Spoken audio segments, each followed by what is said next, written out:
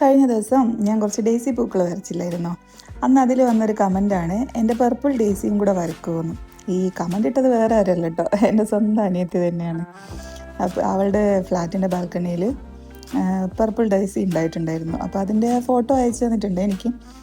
അപ്പം അത് വരയ്ക്കുമെന്നാണ് അവൾ ചോദിച്ചത്.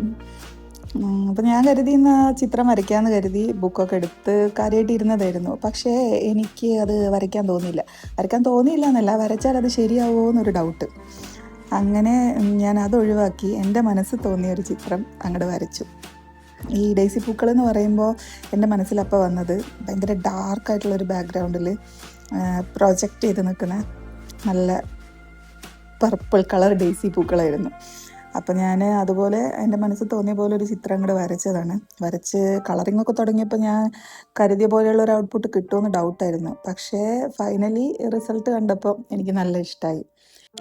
അപ്പോൾ ഇന്നത്തെ എൻ്റെ ചിത്രം കണ്ടിട്ട് നിങ്ങളെ അഭിപ്രായം പറയും, എങ്ങനെയുണ്ട്? ഇഷ്ടമായോ?